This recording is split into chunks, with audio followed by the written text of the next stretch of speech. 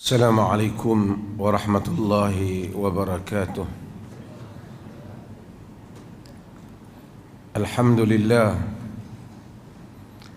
نحمده ونستعينه ونستغفره ونعوذ بالله من شرور أنفسنا ومن سيئات أعمالنا.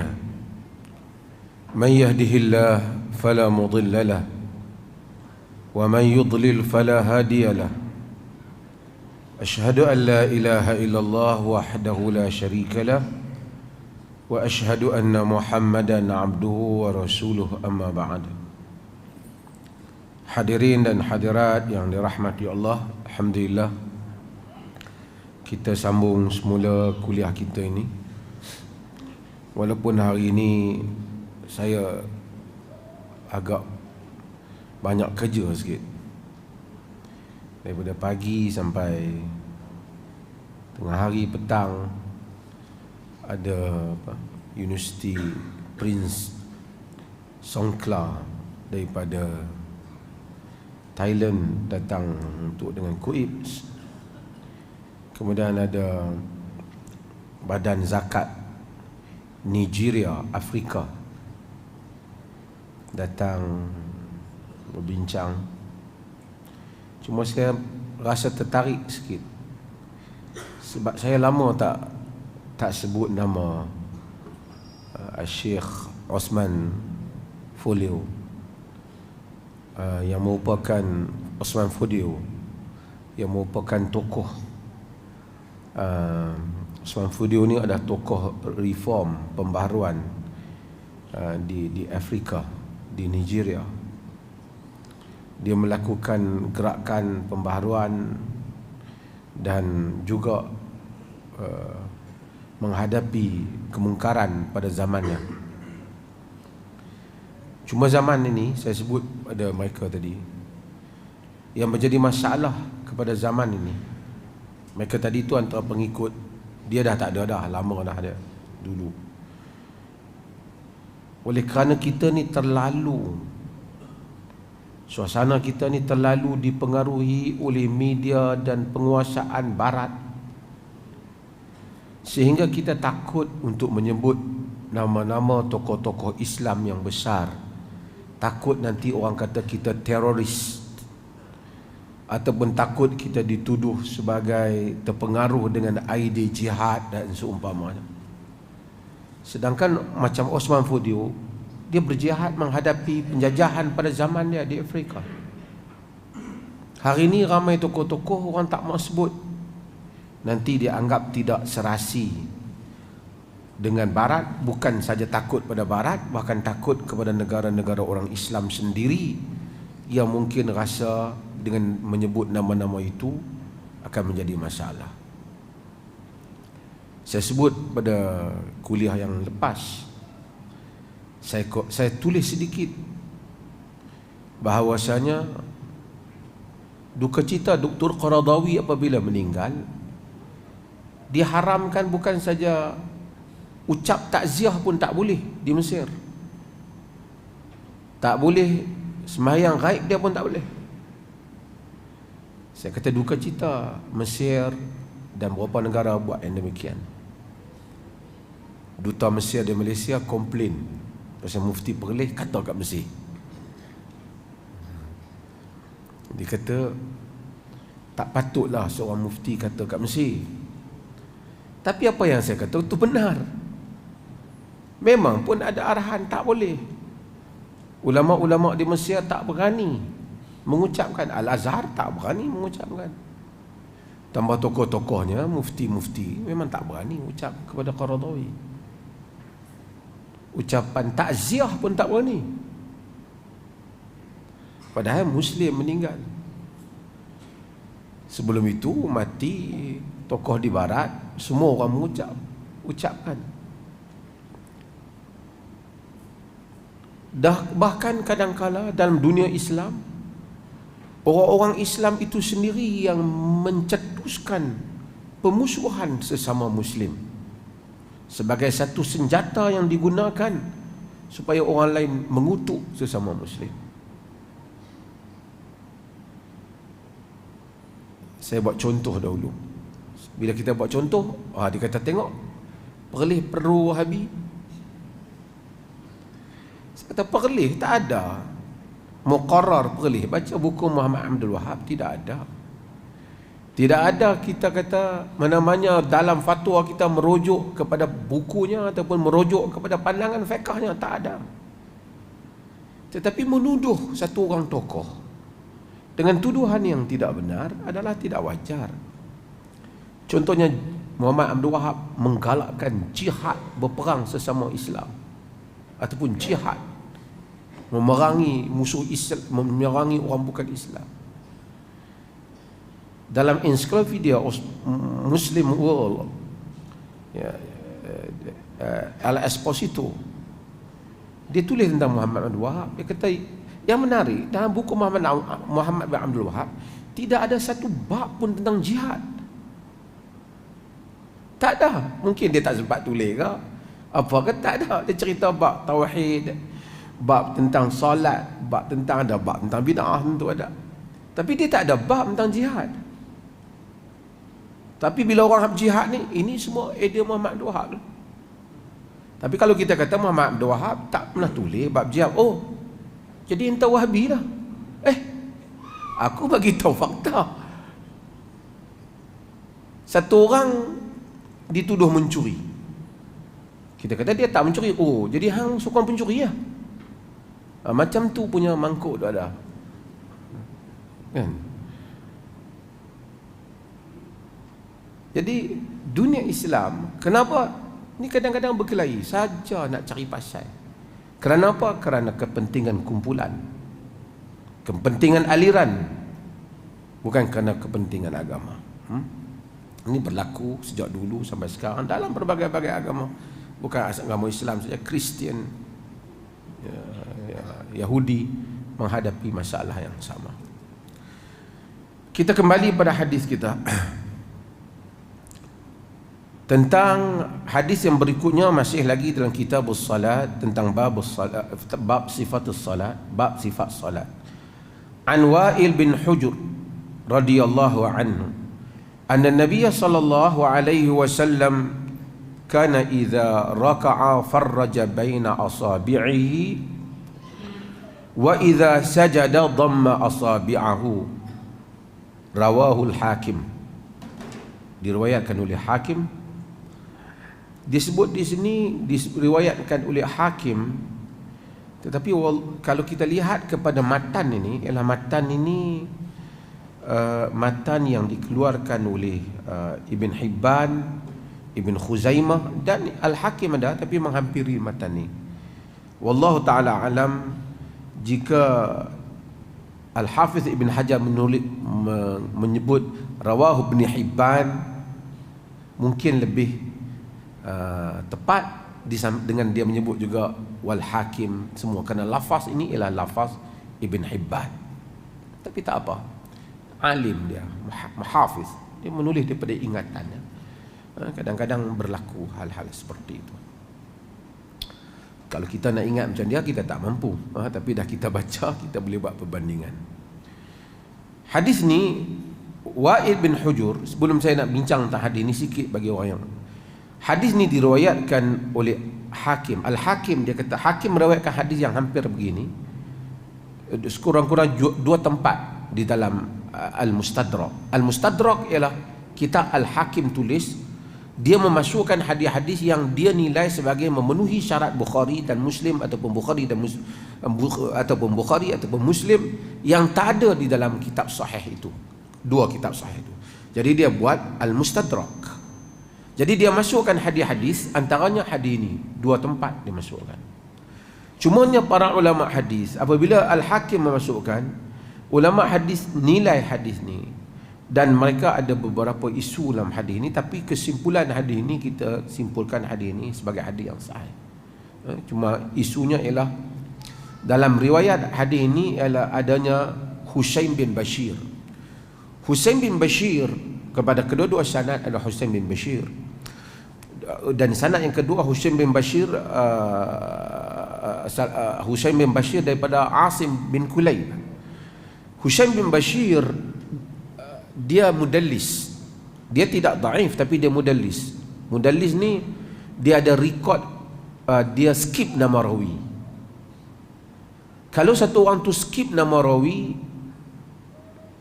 tapi dia tak sebutlah kata dia ambil daripada, dia sepatutnya ambil daripada rawi A, rawi A ambil daripada rawi B.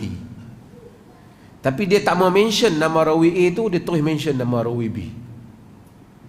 Ada beberapa sebab. Of course rawi A tu ambil daripada B. Kalau dia kata haddatsani rawi B, sedangkan dia bukan dia dengar daripada rawi B, itu dia pendusta lah. Itu tak boleh pakai. Tapi dia tak kata haddatsani rawi B, dia kata an, daripada rawi B. Betul ya, an tu betul lah. Tapi dia tak dengar directly daripada rawi B. Dalam hadis dia tak boleh, kerana dia tidak berlaku ittisal, sambung. Dia mesti syarat hadis mattasala sanaduhu binaqlin adlin dhabitin an mithlihi ila muntaha min ghairi syadhin wala illah. Mattasala sanaduhu, sanadnya itu hendaklah bersambung. Apa masalahnya? Masalahnya kalau rawi yang dia skip itu lemah, macam mana? Dan kes ini menyebabkan beberapa rawi yang thiqah pada kebanyakan ulama seperti Muhammad ibn Ishaq ditolak sebahagian riwayatnya kerana dia dia daripada, dia panggil an'anah, mengan-ankan. Ni bagi ni pelajar-pelajar hadis yang dengar ni. Jadi an-anah tu, dia mengan-an itu menyebabkan kita tak tahu dia dengar sendiri ke, dia orang lain yang dengar ni. Ada rawi lain yang dia sembunyikan. Kenapa mereka sembunyikan? Kadang-kadang kerana mereka nak shortcut. Tapi kadang-kala kerana mereka rasa kalau mereka mention nama rawi tu, mungkin ada orang tak accept rawi tu. Satu, orang tak terima rawi tu. Dan kadang-kala kerana ada jugalah mungkin sama taraf dengan dia, jadi dia terus nak ambil dengan guru. Macam ni lah, patut dia attend. Macam kita nak pergi faham mudah kampung ni cerita, dia dengan dia, kita sama-sama anak murid dengan satu guru tu. Kita ponting kelas tu, kawan kita yang dengar hadis tu, kita tak dengar. Apabila kita dengar hadis tu daripada kawan kita, kita tak mau sebut nama kawan kita, terus kita sebut nama tok guru kita. Sebab kalau sebut nama kawan kita, orang kata, oh hang pun ambil daripada dia ke, awak tak ambil terus. Sama ada orang tahu kita penting ataupun orang tahu kita lambat. Dia menyebabkan berlakunya yang dinamakan dengan tadlis. Panjanglah cerita tadlis ni, sehingga ulama-ulama asma'ul mudallisin, nama-nama orang kaki tadlis. Jadi panjang perbahasannya, tapi saya nak sebut tentang Husain bin Bashir, tadlis, dan kemudian tapi hadis ini dikuatkan oleh jalan lain. Tak apa. Ni yang mana faham, tak faham, buat macam faham. Wa an Wa'il bin Hujur, daripada Wa'il bin Hujur. Wa'il bin Hujur adalah sahabat Nabi SAW daripada Yaman. Dia daripada Sadah, daripada ketua kaum dia. Ni ada orang ada kedudukan dalam kaum. Bukan semua orang ada kedudukan ni. Bukan semua orang ni boleh menjadi pemimpin. Kan? Kalau dia, kerana sebab tu bukan kita tengok semua orang boleh jadi pemimpin. Sebab tu Nabi kata tafaqahu qabla an tusawwadu. Umar kata tafaqahu qabla an tusawwadu. Kamu faham sebelum kamu menjadi pemimpin. Kerana ramai orang, sebab tu khiyaruhum fil jahiliyah, khiyaruhum fil Islam idza faqahu. Yang terpilih semasa jahiliyah, terpilih semasa Islam apabila dia faham. Masuk jahiliyah dia tokoh, bila dia masuk Islam pun dia tokoh kepimpinan. Orang macam Khalid Al-Walid, dia tokoh. Semasa jahiliyah dia tokoh, bila masuk Islam pun tokoh tu ada, tokoh perang. Kalau masa jahiliyah pun lembek, yang masuk Islam dia teratulah. Mungkin dia ada semangat sikit, berani sikit, tapi taklah nak jadi tangkas. Pemidato, masa jahiliyah dia pemidato, masuk Islam pun dia pemidato ya. Cuma kena kita ajar dia bagi betul lah. Kalau masa jahiliah pun tak pandai, kita bagi jawatan pun dia tak pandai juga. Akhirnya kita tak boleh bezalah ayam telur dengan ayam daging. Jadi macam itulah, supaya manusia ini, bukan semua orang boleh memimpin. Sebab tu Nabi kata al-a'immatu min Quraisy, pemimpin di kalangan Quraisy. Bukan kerana diskriminasi di dalam memberikan jawatan, kerana kepimpinan ni bukan semua orang boleh jadi. Orang tak erti, kita nak bagi jadi pemimpin ke? Dia pening ke? Dia mungkin baik, tapi dia tak boleh jadi pemimpin. Dia kena tangkas, dia kena bijak, tengok jawatan apa yang dia pegang. Bila Nabi SAW datang pembesar kaum, Nabi address mereka sebagai pembesar kaum. Nabi iktiraf ni kedudukan kepimpinan, sekalipun mereka yang lantik antara mereka. Min Muhammad Rasulullah ila azimir Rum, daripada Muhammad Rasulullah kepada orang besar Rum. Surat masuk kepada yang berhormat ke, yang amat berhormat Rum. Itu dia punya position dia. Nabi tak kata min Muhammad Rasulullah kepada Herakl. Nabi bagi tahu kepada orang besar Rom. Man dakhala dar Abi Sufyan, fa huwa amin.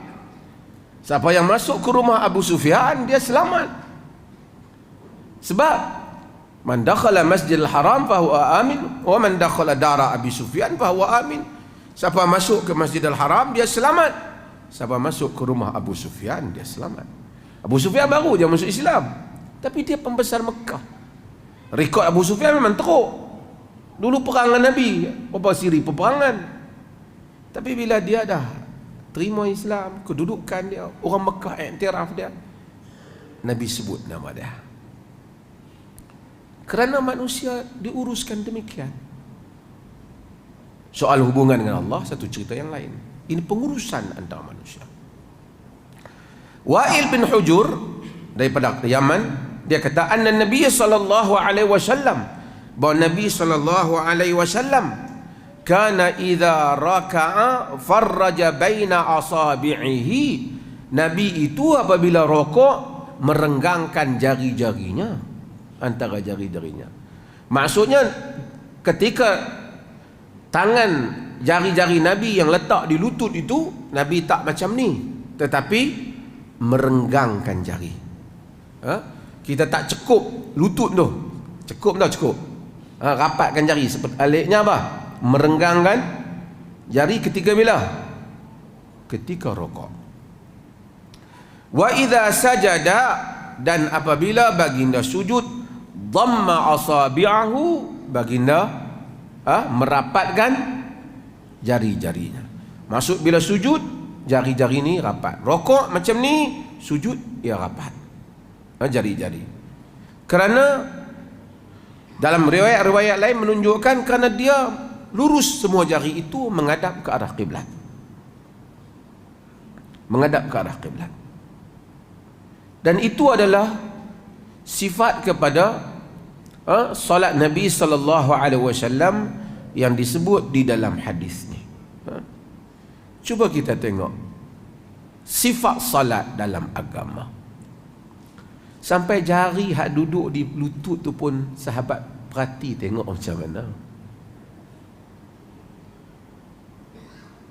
Masa sujud jari macam mana, sahabat tengok macam mana. Demi untuk memenuhi maksud. Sallu kama ra'aitumuni usalli. Walaupun kadang-kadang Nabi buat beberapa cara, tetapi semua cara tu mereka tengok dan mereka riwayatkan apa yang mereka lihat daripada Nabi sallallahu alaihi wasallam. Inilah agama yang kita warisi.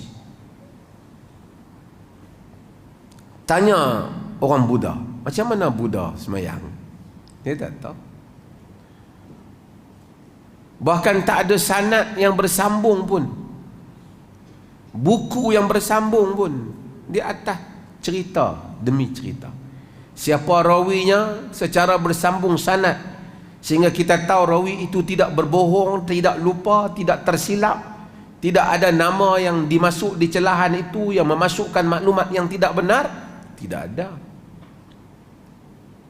Agama-agama lain juga tidak ada. Sanad kemuliaan, keistimewaan yang hanya ada di dalam Islam. Tak ada. Orang Melayu cerita hantu hanjebat berdasarkan kepada apa? Hikayat Melayu lama. Salatus Salatin.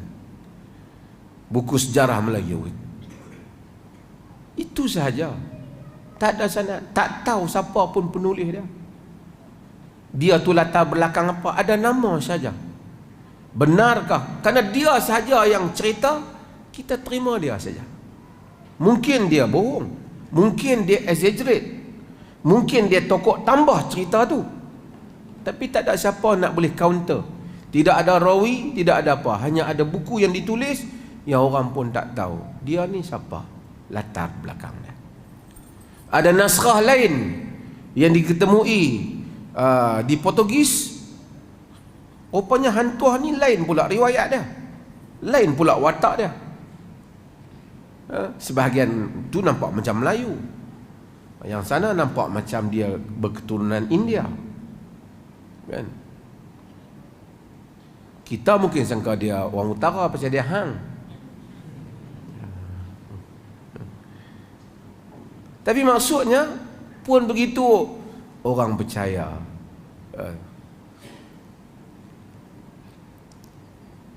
Meninggallah Qasim Ahmad. Saya buat contoh, family dia boleh dengar saya kata ni. Dia ada tulis buku tentang hikayat hantu. Dia seorang sastrawan. Tapi yang menariknya, dia tak dapat terima hadis tu sebagai sahih. Banyak aspek diri Nabi, aspek sanad yang dia petikaikan. Macam mana tahu dia test rawi ni, kalau kita track cikgu bakar kepada dia tu 5 orang cerita sampai hujung pun dah maklumat jadi macam lain. Dia andaikan dengan orang hak yang ada sekeliling.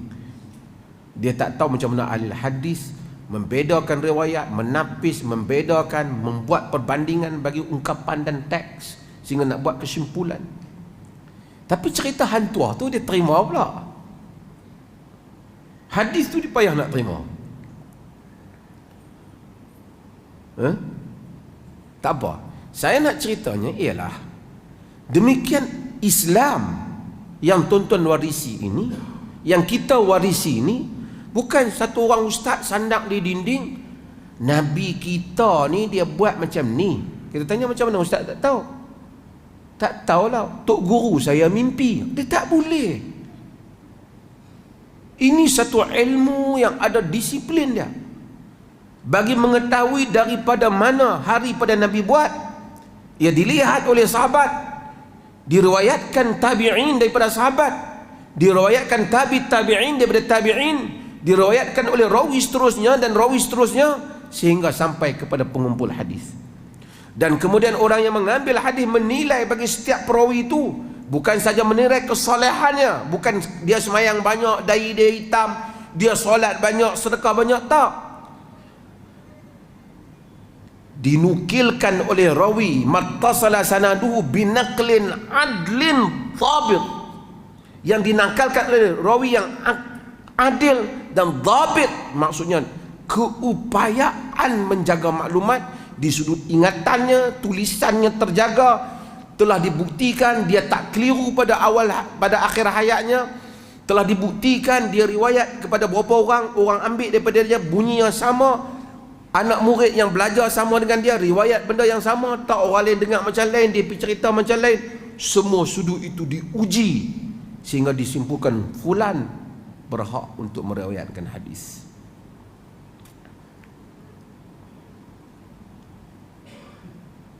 Kemudian itu pun masih ada lagi hadis yang bertikaikan, dibincangkan.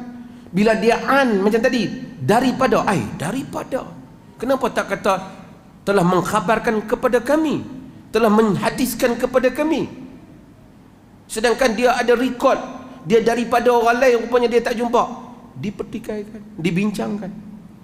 Kalau rawi itu masa umur dia 50 kuat ingat, tiba-tiba 70 anak-anak murid dia yang main zaman tu telah riwayatkan hadis dah berbeza dengan masa dia riwayat 50, dia tulis di situ ikhtalata bi akhiri umrihi, dia telah keliru pada akhir umurnya. Maka hadis-hadis yang diambil pada akhir umurnya tidak dianggap sebagai kuat. Semua aspek itu. Kemudian dia riwayat masa dia musafir ataupun masa buku dia ada di tangan dia. Kemudian dia riwayat daripada orang Hijaz ataupun orang Syam.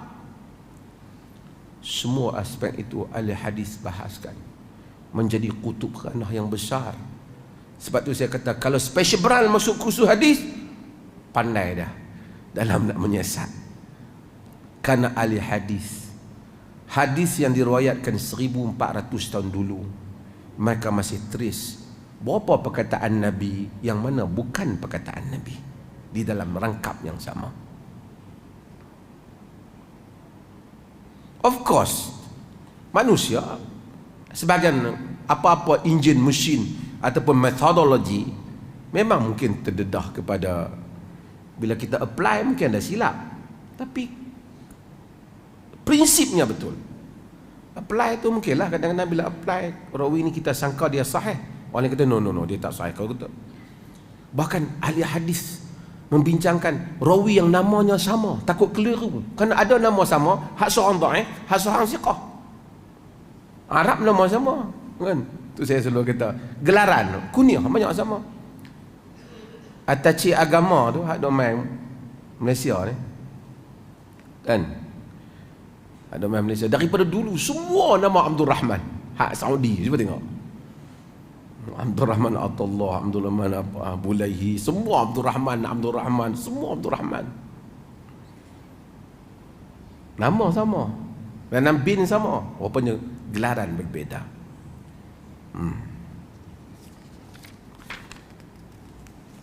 Hadis berikutnya.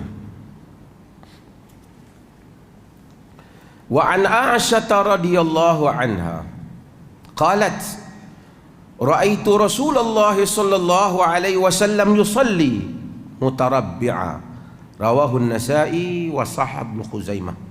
Hadis ini diriwayatkan oleh Nasa'i, disahihkan oleh Ibn Khuzaimah. Di dalam Al-Mustadrak, dah saya sebut Mustadrak tadi kan, hadis ni ada, tapi dia Ibn Hajar tak sebut Al-Hakim ni, tapi dia ada Al-Mustadrak. Mustadrak ni riwayat Al-Hakim. Maksudnya bila Al-Hakim bubuhlah Mustadrak, Al-Hakim menganggap semua hadis itu sahih yang ada dalam Mustadrak. Cumanya secara realitinya tidak semua sahih. Bahkan ada yang dhaif. Bahkan yang dihukum tersangat dhaif. Sebab itu disebut disahihkan oleh Al-Hakim wa aqarru Zahabi, dan diakui oleh Zahabi. Kerana Imam Zahabi datang cek balik, dia kata yang ni betul, yang ni tak sahih. Dia cek yang ni, aku Al-Zahabi diam, tak mau komen. Sebab itu kadang-kadang kalau kita ikut, saya sebut pada pemimpin negara mana-mana saya jumpa, saya bukan anti konservatif, golongan konservatif agama yang mazhab tu orang keluar pada mazhab tu jadi teruk, tak boleh ubah qaul. Saya kata di dalam sejarah reform, pembaharuan dalam dunia ni, enjin reform, isi pembaharuan tak akan boleh berlaku jika ia diisi oleh konservatif. Tak akan berlaku. Dia boleh berlaku ada serban, menyanyi sikit boleh. Reform hendaklah dilakukan oleh golongan progresif yang mempunyai idea tentang sifat Islam yang berupaya menghadapi segala cabaran zaman. Rashid Ridha, Muhammad Abdu, Hatta Hamka, hatta di mana-mana saja, semua mereka bukan mazhab konservatif yang kata tak boleh keluar mazhab, sebab keluar mazhab kita sesat, sebab itu tak jalan. Dia mesti orang yang mempunyai idea yang luas untuk melihat reform. Kalau siapa-siapa saja bab nak cakap pasal reform, nak reform negara, nak maki ke, nak madani ke, tapi kalau enjinnya konservatif, itu tidak pernah dibuktikan oleh sejarah akan berlaku reform. Enjin reform hendaklah progresif.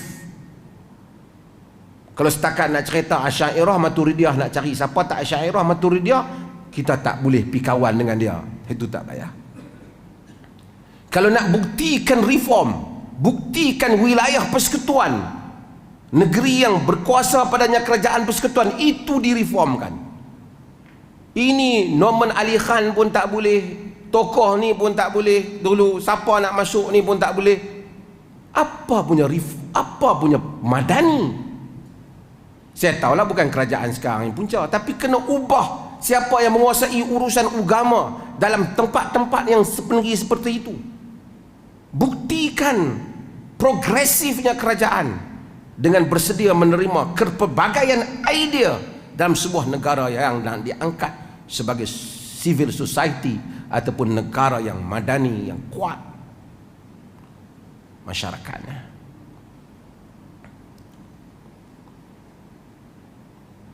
Ini kalau betul-betul nak buat reform lah.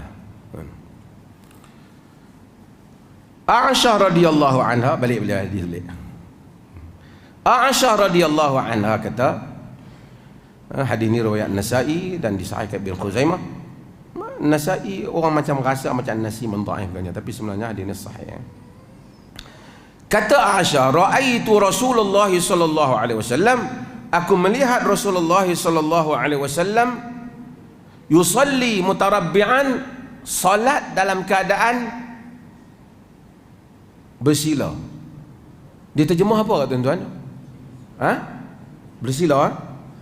Mutarabbi'an ni bersila lah, tapi bukan bersila ni maksudnya tapak kaki kanan ada bawah paha kiri, tapak kaki kiri ada bawah paha kanan. Tapi kalau bersila ambil yang ni duduk atas paha, kaki kanan duduk atas paha ke apa, itu bukan kebiasaan bersila yang diamalkan. Hadis ni macam kita bersila lah, bersila macam kita bersila elok-elok tu, bersila. Aisyah radhiyallahu anha menyatakan dia melihat Nabi solat dalam keadaan bersila. Hadis ni tentu bukan dalam keadaan biasa, mestilah dalam ketika Nabi sakit ataupun Nabi solat duduk. Ada hadis tentang solat duduk, Nabi solat duduk. Ada hadis juga tentang Nabi suruh kita kalau solli qa'iman fa in lam yastati' fa qa'ida fa in lam tastati' fa 'ala al-jamb. Semayang berdiri fa in lam tastati' fa qa'ida, kalau tak mampu kamu duduk. Tapi duduk macam mana tu tak pernah diceritakan di dalam hadis. Tak ada. Kecuali yang ada hanya satu hadis ni, dengan berbagai ulama di dalam menerima kekuatan riwayat ni ataupun tak. Dengan itu majoriti para ulama menyatakan kalau semayang duduk, yang terbaiknya duduk bersila pun boleh, duduk iftirash pun boleh, duduk tawarruk pun boleh. Tapi kebanyakan mereka menyatakan berdasarkan hadis ni duduk bersila paling baik. Kalau semayang duduk. Duduk bersila ni bila? Ketika mana kita tak boleh berdiri. Maksudnya ketika ganti kepada kita masa berdiri tu ialah bersila. Apabila kita nak rokok, kita rokok. Tapi apabila kita nak sujud dan duduk antara dua sujud dan duduk tasyahud, hendaklah duduk iftirash macam biasalah. Pasal kita, melainkan kita tak mampu duduk iftirash. Tapi kalau kita mampu iftirash, kerana kita bersila, kerana mengganti, ketika kita mengganti kita tak mampu semasa berdiri. Adapun semasa nak tasyahud, kalau kita mampu iftirash, duduk tasyahud, duduk antara dua sujud, hendaklah kita duduklah kita mampu. Jadi tak bolehlah semasa dia bersila sampai ke sudah. Dia hanya bersila semasa menggantikan tempat dia berdiri. Ini maksudnya. Bagi tempat lain, dan itu membedakan juga antara dia berdiri, tempat berdiri dan tempat yang dia duduk tasyahud ataupun duduk antara dua sujud. Hadis ni menyebabkan sebagian para ulama memilih mengafdalkan, bukan tak boleh duduk, yang lain pun boleh mengafdalkan bersila. Di kalangan para ulama mereka kata yang afdal ialah duduk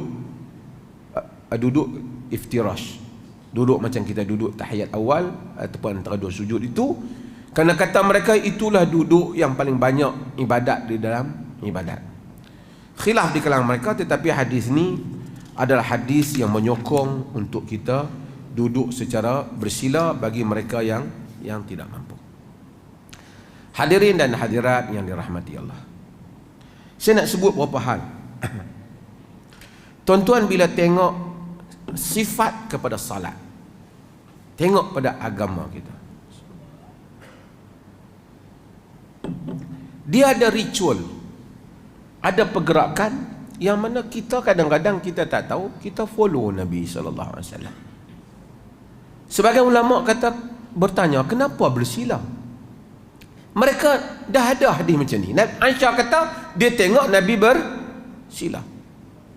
Semua sebahagian mereka mengandaikan mungkin bersila tu lebih mudah lah kalau nak baca panjang-panjang. Kalau duduk macam antara dua sujud tu ataupun duduk tahiyat awal tu, mungkin sebagai orang lama-lama dia kebal. Tapi kalau bersila, mungkin kalau dia nak sembahyang panjang pun tidak menjadi masalah. Itu di atas andaian mereka sebut, mungkin juga itu salah satu sebabnya.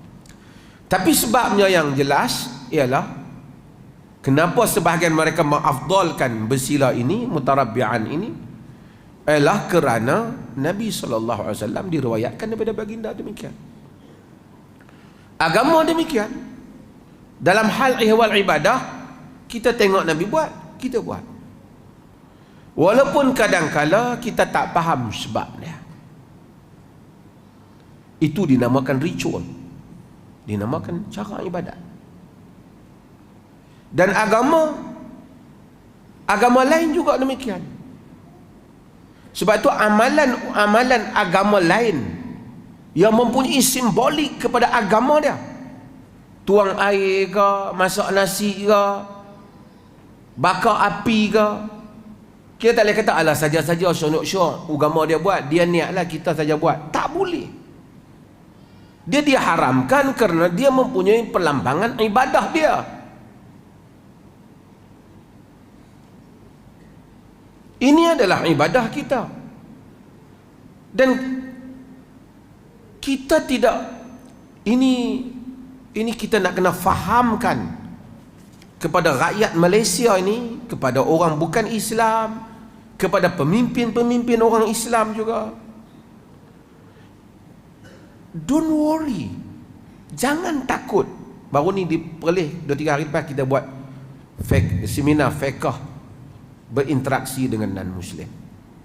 Saya sebut dah, jangan takut. Orang Islam ni dia tak akan menyerang orang bukan Islam, menzalimi mereka, ganas pada mereka. Dia tak akan buat itu semua. Bukan kerana nak jaga keharmonian politik negara ini, nak jaga kita masyarakat majmuk, kerana agama tidak benarkan. Tak boleh. Nabi tak benarkan tiba-tiba tengok orang bukan Islam tak pasal-pasal pergi katok kepala dia. Tak boleh. Dia berniaga, kita pergi ambil barang dia, tak pasal-pasal. Tak boleh. Kita disuruh bermuamalat dengan baik. Saya sebut baru ni, hatta apabila Allah menyuruh Musa dan Harun pergi kepada Fir'aun, izhaba ila Fir'aun innahu tagha faqula lahu qawlan layyina la'allahu yatadhakkaru aw yakhsha. Pergilah kamu wahai Musa dan Harun kepada Fir'aun, kerana dia tagut, melampau, tagha, melampau. Katakanlah dia dengan perkataan yang baik, perkataan yang lunak. Mudah-mudahan dia takut, mudah-mudahan dia ingat dan dia takut. Allah bagi tahu dah jahat ni, tapi ada cara berinteraksi. Tapi itu tidak menjadikan Musa menyatakan Firaun pun cara dia pun betul juga, cara kita pun betul juga. Dah. Takut. Cuma berinteraksi dengan cara yang baik. That's all. Kita tak mengiktiraf. Kufur tetap kufur. Sebab itu apabila Allah menyebut tentang para anbiya, Allah sebut supaya kita jelas.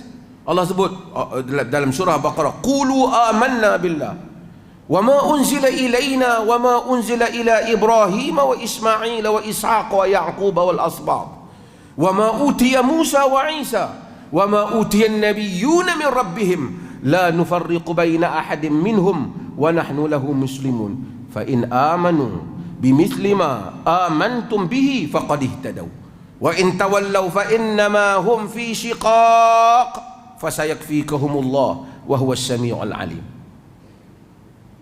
Qulu amanna billah, katakanlah kami beriman dengan Allah. Wa ma unzila ilaina wa ma unzila ila Ibrahim wa Ismail wa Ishaq wa Yaqub wal asbat. Apa yang diturunkan kepada kami, kepada Ibrahim, Ismail, Yaqub, kepada Ibrahim, Ismail, Ishaq, Yaqub dan anak cucunya. Wa ma utiya Musa wa Isa, apa yang diberikan kepada Isa, Musa dan Isa. Wa ma utiyan nabiyyuna min rabbihim, apa yang diberikan kepada nabi-nabi daripada Tuhan mereka. La nufarriqu baina ahadin minhum, kami tak membeda-bedakan seorang pun di kalangan nabi tu. Kami tak kata yang ni kami terima, yang ni kami tak terima, kami tak. Wa nahnu lahu muslimun, kami serah diri kepada Allah. Fa in amanu bimithli ma amantum bihi faqad ihtadaw, jika mereka beriman sama seperti kamu beriman, accept all the prophets, including the prophet of our prophet Muhammad sallallahu alaihi wasallam. Fa in amanu bimithli ma amantum bi faqad ihtadaw, they are guided. Kalau mereka terima seperti mana kamu terima, mereka mendapat petunjuk. Wa in tawallau, jika mereka berpaling, fa innama hum fi shiqaq, mereka lah orang yang berada dalam perpecahan. Kita kata kamu berada dalam perpecahan, kamu tak accept Nabi kami, tapi itu tak menghalang untuk kami berurusan dengan baik. Masalahnya apabila kita berfikir untuk berurusan dengan baik ini, di dalam surah Ali Imran sekali lagi Allah sebut, cuma dalam surah Ali Imran Allah mulakan qul amanna billah wa ma unzila alaina wa ma unzila ala Ibrahim wa Ismail wa Ishaq wa Yaqub wal asbat sehingga akhir. Kemudian Allah kata apa? Allah kata apa? Setelah Allah bagi tahu hal itu, wa may yabtaghi ghairal islami dinan falan yuqbala min, sesiapa yang mencari selain daripada Islam sebagai agama, tak diterima daripadanya. Setelah Allah buat kenyataan yang sama dengan kenyataan ayat dalam surah Al-Baqarah, wa huwa fil akhirati minal khasirin, di akhirat mereka termasuk di kalangan orang yang rugi. Di akhirat kamu termasuk di kalangan orang rugi. Itu keyakinan dan i'tiqad kami. Amalan kamu adalah sesat dan kufur, tapi kami berurusan dengan kamu dengan baik. Kami jumpa kamu sakit, kami tolong. Kamu kalau kami jadi doktor, kamu datang hospital, kami dengan begitu penuh ilmu profesional kami baiki kamu. Bahkan kami boleh jampi baca ayat Quran untuk minta kamu sembuh. Ada dalam hadis. Tapi kita diberikan mafhum yang lain. Kalau kita nak jaga perpaduan yang sebenar, kita kena pi raya dia, kena buat macam dia. Dia pun main raya kita, tak lama lagi mungkin kena sembahyang raya 2 rakaat juga, baru menunjukkan dia berpadu dengan kita. Kita pun kena pi juga. Kalau dia henggut colok, kita pun kena buat. Kalau dia pakai benda-benda agama dia pun kita pakai. Kalau tidak, ini anti perpaduan. Ini tak ada kena mengena, itu agama dia. Ini agama kita. Yang kita disuruh bukan kalau kita tak buat apa cara agama tu berlaku perbalahan negara. Yang kita disuruh ialah menghormati hak, memberikan hak dia apabila kita bertugas, dia sebagai rakyat, kita sebagai rakyat. Menghormati, tolong menolong dalam perkara yang boleh kita tolong menolong antara satu sama lain. Tidak menzalimi dia, tidak menginayai dia. Itu yang lebih manusia perlukan. Kita tak mau satu orang main hari raya kita dia main ketupat kita dia buat, tapi hak kita dia tak benarkan. Kita tak mau. pemimpin-pemimpin politik. Juga sama, kamu kena fahamkan mafhum ni. Kalau kamu dijemput untuk dipergi, kamu bagi tahu, saya sebagai pemimpin politik, saya boleh pergi untuk bagi ucapan umum, tapi saya tak boleh buat upacara agama. Tak apalah, polis bertugas, dia pergilah, ada upacara agama, bukan dia pergi buat upacara, dia nak jagalah kok siapa buat jenayah, kau nak kena tengok. Doktor boleh pergi tengok, kok ada orang jatuh sakit pingsan kau, walaupun dia duk tengah belarang agama, dia pingsan, boleh tak doktor Islam pergi bagi ubat? Boleh lah, itu profesional perubatan, bukan ritual ibadat. Pemimpin boleh tak pergi dalam konteks nak bagi nasihat, bagi panduan supaya hidup dalam negara ini berdisiplin, tak apalah, tak payahlah pergi buat upacara agama. Dan pihak pejabat, pemimpin politik mestilah memaklumkan kepada penganjur bahawasanya pemimpin kami ni orang Islam, dia tak boleh buat yang ni. Dia pergi berucap, tuan-tuan semua selamat, supaya tuan-tuan semua dalam keadaan aman, sejahtera, jaga perpaduan dalam negara ni, kami orang Islam hormati. Cakap dengan mulia, cukuplah sebagai pemimpin. Takkan you mau pemimpin tu pergi jadi agama you pula, you tahu dia bukan agama you. Misunderstanding kepada maksud perpaduan ataupun maksud bagaimana berinteraksi dengan non-Muslim. Nah, interaksi saya nak kena pergi buat upacara dia. Kita hormat pada ibu bapa kita yang bukan Muslim. Kalau kita bawa Muslim, kita bawa dia pergi hospital, kita bagi dia sakit, kita jaga, kita bagi duit untuk makan dia. Itu cara wasahib huma fid dunya ma'rufa, berbuat baik pada mereka dalam urusan dunia. Bukan saya kerana mak saya ni dia nak sembah berhala, saya pun sembah dia nak. Itu agama tak suka. Wa in jahadaka ala an tusyrika bi ma laysa laka bi ilm fala tuti'huma wa sahibhuma fid dunya ma'rufa. Jika mereka bersungguh-sungguh supaya kamu mensyirikkan aku dalam perkara yang kamu tidak ada ilmu mengenainya, jangan kamu taat pada mereka. Wa sahibhuma fid dunya ma'rufa, tapi berbuat baiklah kepada mereka dalam urusan dunia.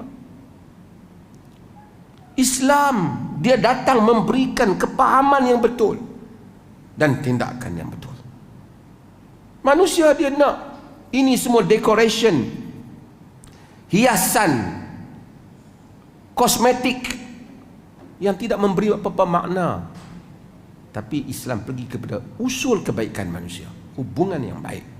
Bukan awak amal agama saya amal agama awak. Azan lah.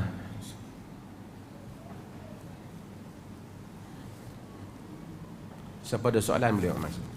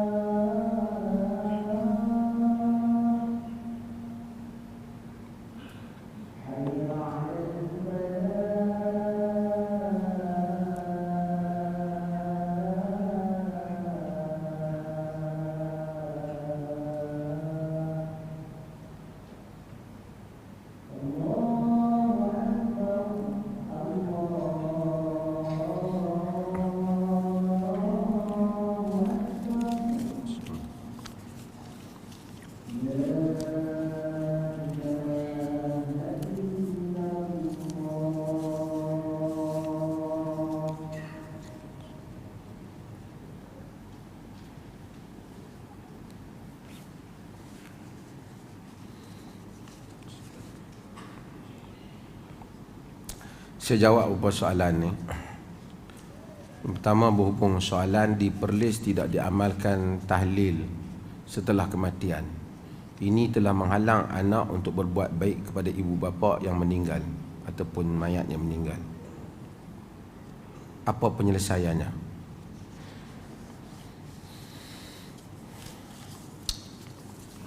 Ini juga adalah salah faham kita tentang konsep berbuat baik kepada ibu bapa yang telah meninggal ataupun siapa yang telah meninggal. Kebetulan saya pun baru ni ibu saya meninggal. Habis tu kalau tak buat tahlil, artinya kita tak buat apa. Mak kita mati, tak ada siapa nak tolong dia, kata diperlih. Orang yang kata begitu ternyata kerana terlalu lama dia ada buat kenduri arwah sehingga dia lupa hadis-hadis Nabi SAW. Bagaimana kita nak buat baik kepada orang yang telah meninggal? Jabatan Mufti kita sedang mencetak satu buku tentang panduan pengurusan jenazah daripada hari dia sakit mati sehingga dia meninggal dan apa patut kita buat. InsyaAllah akan diedarkan dengan dalam proses untuk dikemaskinikan. Tapi saya dah tengok draft yang akhir dan insyaAllah rakyat Perlis lepas ni kalau siapa meninggal dia boleh tengok buku tu daripada mula. Kalau mati mata buat macam mana, tangan tak macam mana, mata tu macam mana, lepas tu nak mandi, semua sampai habis, sampai tanam mayat, sehingga lepas tu balik rumah nak buat apa. Cuma dah tanya, saya sebut apa hal. Apa benda yang pertama bila orang meninggal yang boleh kita buat? Yang siapa pun kalau buat, insya-Allah mayat dapat. Yang pertama apa? Doa. Ramai orang dia rasa dia duk ingat nak buat benda lain, padahal doa confirm. Tidak ada khilaf di kalangan ulama. Doa, istighfar, minta supaya Tuhan ampun, ini confirm. Sepakat para ulama, ini adalah ajaran agama. Quran kata dalam surah Al-Hasyr, walladzina ja'u min ba'dihim yaqulu rabbana ighfir lana wa li ikhwanina alladzina sabaquna bil iman. Dan orang-orang yang datang selepas daripada mereka, selepas muhajirin dan ansar, kita kata rabbana ighfir lana, wahai Tuhan ampunkanlah kami, wa li ikhwanina alladzina sabaquna bil iman, dan ampunlah saudara-saudara kami yang mendahului kami di dalam iman. Jadi kita minta ampun pada orang yang terdahulu, minta ampun kat ibu kita, minta ampun kat ayah kita, minta ampun kepada orang yang kita sayang. Mereka dah tak perlu makan, minum, mereka perlukan keampunan. Sebab itu dalam hadis Imam Ahmad kita lihat bagaimana ada hamba Allah yang tengok, dia tanya, anna hadha, mana semua ni pahala besar? Hadha istighfari waladika, min istighfari, ini adalah daripada istighfar anakmu kepadamu. Dia pun heran, banyak pula amalan aku.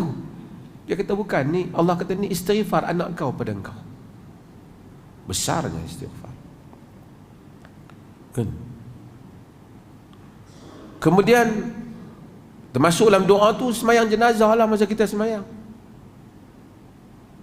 Dalam hadis yang diriwayatkan oleh Abu Dawud, apa Nabi kata? Idza sallaitum 'alal mayit fa akhlisu lahu du'a. Apabila kamu salat kepada mayat, kamu ikhlaskan untuknya doa.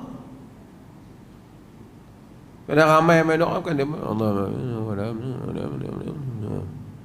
nombor takbir ketiga ke kedua tau ni. Yang tu dia ingat. Dia tak minta, dia tak bersungguh. Sebab itu kita perlu orang yang kalau kita mati, kita perlukan orang yang betul-betul minta ampun.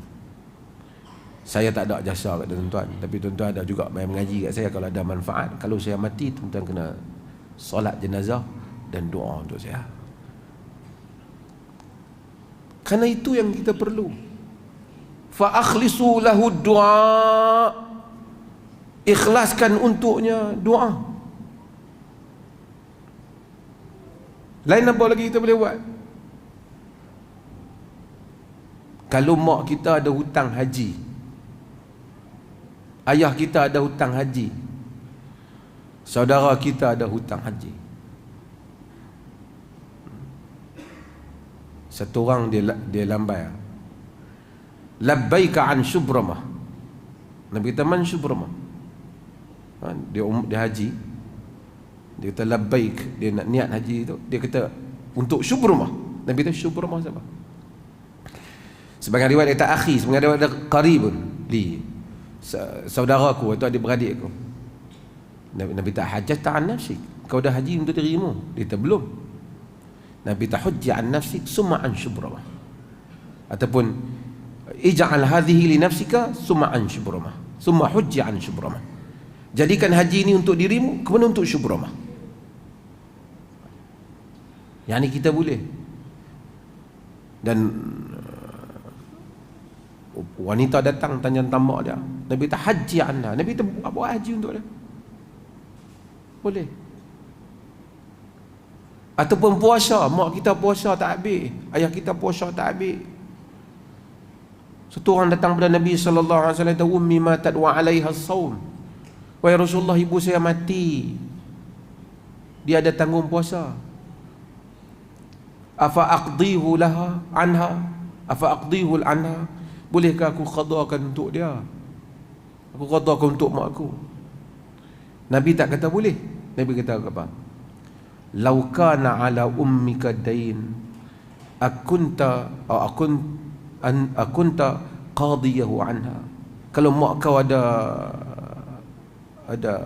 apa? Ada hutang, adakah kau akan bayar hutang dia? Dia kata na'am, ya aku akan bayar hutang dia. Fadainullahu ahaqqu an yuqda, hutang Allah lebih patut untuk kau bayar. Itu ada untuk kita buat. Apa lagi? Haji. Lagi apa lagi? Sedekah. Boleh sedekah untuk mak kita. Sahabat tanya, ya Rasulullah, inna ummi uftulitat nafsuha wa adhunnu law takallamat tasaddaqat. Wahai Rasulullah, ibuku mati, aku sangka jika dia dapat bercakap, nescaya dia akan bersedekah. Alaha ajrun la tasaddaqtu anha, adakah baginya pahala jika aku sedekah untuk dia? Nabi kata na'am. Jadi kita boleh sedekah, bubuh RM10, boleh RM20, bubuh niat untuk mak kita. Banyak amalan boleh buat. Sebab orang tu kalau orang ada duit, yang paling jelas sekali apa dia? Tiap masa kita boleh buat apa? Rabbi ghafirli wali walidayya, ya Allah ampunkan aku dan dua ibu bapa aku. Allahumma ghafirli abi, Allahumma ghafirli ummi, ya Allah ampun ayahku, ampun mak aku. Tak kerti bahasa Arab, ya Allah ampunkan mak aku.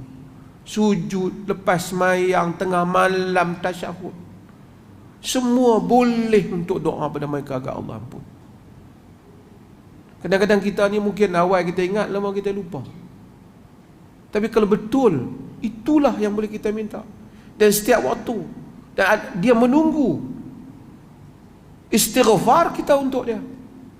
Dalam hadis Nabi, mana Nabi sebut dalam riwayat Ahmad, ada orang yang tengok, Masya Allah, darjat dia diangkat dalam syurga.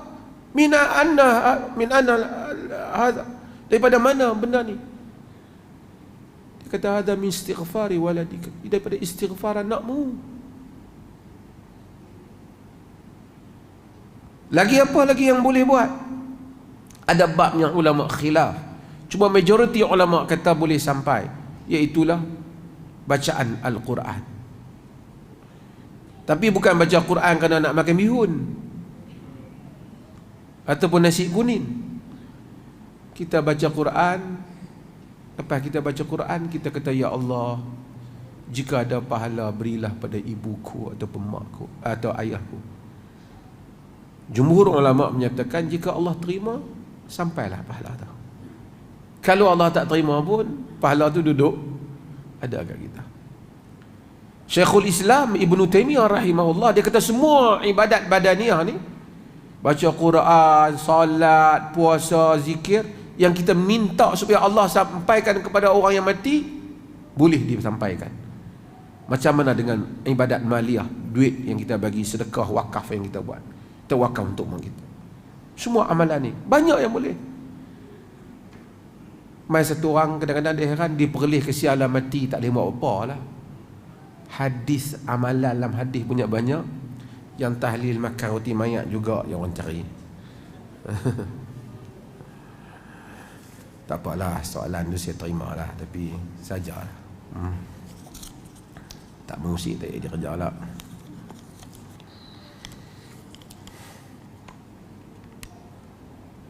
Apakah setiap reformasi dalam agama membawa kepada kekacauan dan kesesatan? Contohnya asatizah yang menyatakan Imam Ghazali membawa pembaruan dalam agama tetapi ia sebenarnya sesat. Tuan-tuan, Al-Imam Ghazali rahimahullah imam, alim, mujaddid dia. Dia membetulkan sebahagian daripada salah faham. Of course, kita insaf dalam hal ni. Imam Ghazali tidak sesat. Dia reformis, membawa pembaharuan, membetulkan sebahagian pahaman falsafah dan kesesatan batiniah dilawan oleh Imam Ghazali. Dan juga karyanya di dalam usul fiqh seperti Al-Mustasfa ialah karya yang besar, menyumbang kepada sumbangan kepada usul fiqh dalam agama, dalam ilmu maqasid juga. Kita puji dia, cumanya ada beberapa nuktah yang orang bincangkan sebahagian pahaman Al-Ghazali, pandangan dia. Ada yang tak bersetuju, bukan kita yang tak bersetuju, ada yang tak bersetuju. Sejak zaman kerajaan Andalus dulu yang tak bersetuju. Ada zaman buku Al-Ghazali dibakar di Andalus disebabkan beberapa isu, termasuk isu ruh dan seumpamanya. Tapi kita, Ibn Taymiyah kata Al-Ghazali alim besar. Ada beberapa isu di dalam hadis, hadis-hadis yang tak sahih ataupun yang terlalu dhaif, bahkan ada yang dikategorikan palsu yang dimasukkan ke dalam Ihya. Sebahagian mereka cuba mengangkat hadis itu, tapi tak boleh dinafikan banyak hadis-hadis yang lemah, yang sangat lemah, yang juga ada di dalam Ihya Ulumuddin. Itu. Tapi bukan menolak karya Al-Ghazali dan sumbangan dia yang besar. Pemikiran falsafahnya besar. Dia alim. Dia adalah merupakan genius di dalam Islam yang sukar ditandingi. Kelemahan pandangan telah disemak oleh para ulama. Mereka telah kritik sebahagian.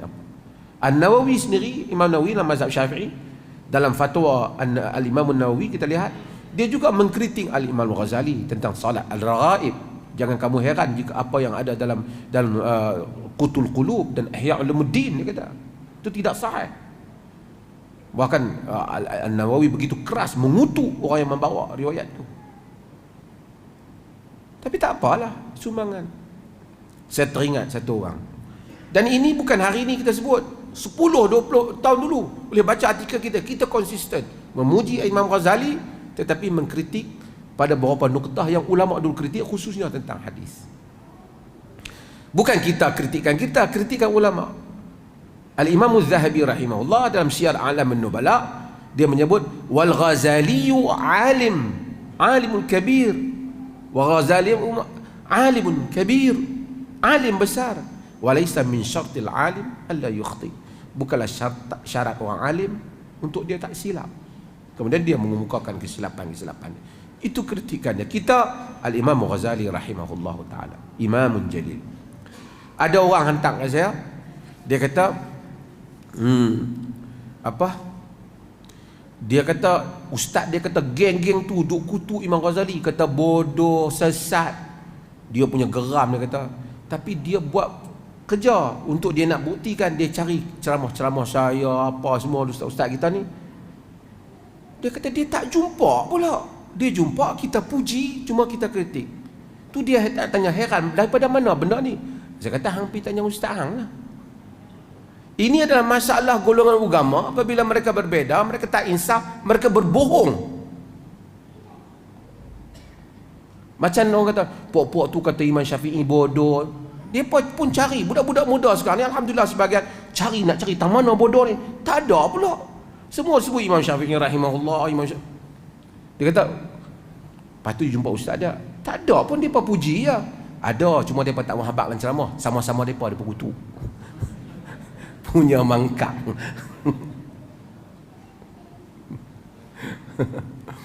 Dia punya nak kata juga. Orang buat cerita kartun kan. Anak kambing, serigala nak makan anak kambing. Lepas tu Anak kambing tu duduk tepi kolam air. Pasal apa nak makan aku? Dia kata sebab hang telah mencemarkan air ni. Dia kata aku tak minum lagi pun. Dia kata tahun lepas hang cemarkan air ni. Tahun lepas aku tak lahir lagi. Tak. Bapa hang dulu cemarkan. Macam tu lah. Kaki ni buat fitnah. Tapi Alhamdulillah dia heran pasal apa ramai juga orang ikut sunnah ni. Kita dah habaq, kita dah bohong macam-macam dah ni. Pembohongan. Hari pertama, hari kedua ada orang semangat, tapi bila orang cek, benda tu tak ada. Benda tu tak ada. Panjang ni kita. Ada mesyuarat pula ni.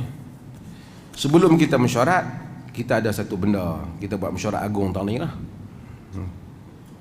Pertama, tuan-tuan, dahulu kita ada buat kutipan untuk masjid ni, untuk mikrofon ni, untuk sound system ni, pembesar suara ni.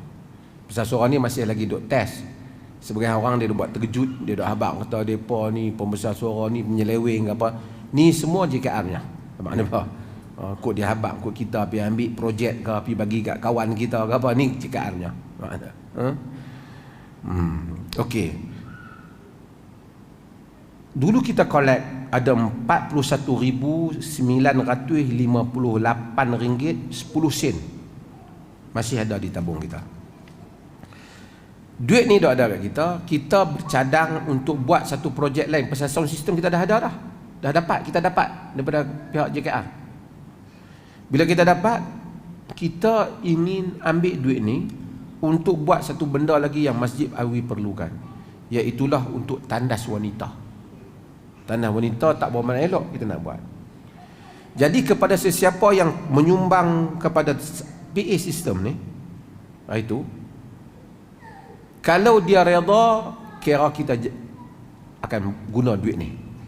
Kalau dia tak redha, dia mai habaq balik kat kita, berapa banyak dia sumbang, kita berkira baliklah nak bagi kat dia. Kalau ada bukti lah, jangan dia habaq 40,000 tu saya punya lah. Jangan buat mangkang macam tu. Pasal yang ni ramai orang bagi. Tapi saya mencadangkan tuan-tuan, samalah juga. Yang ni pun kita buat tandas juga untuk kegunaan masjid juga. Melainkan tuan-tuan rasa tak puas hati, ada resip tuan-tuan bagi dulu, tuan-tuan nak tukar balik, tutup. Okey, itu satu hal.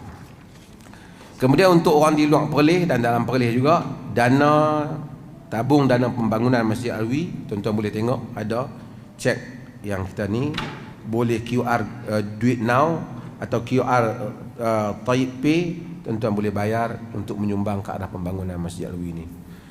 Terima kasih banyak malam ni. Alhamdulillah, terima kasih kepada pihak yang menyumbang makanan. Tuan-tuan ada makanan lebih yang lain ni, nasi pun ada lebih. Saya tahu kena penat mendengar kuliah ni, kan tak tahu kan. Jadi mudah-mudahan kita semua akan dapat dirahmati. Sekian, wassalamualaikum warahmatullahi wabarakatuh.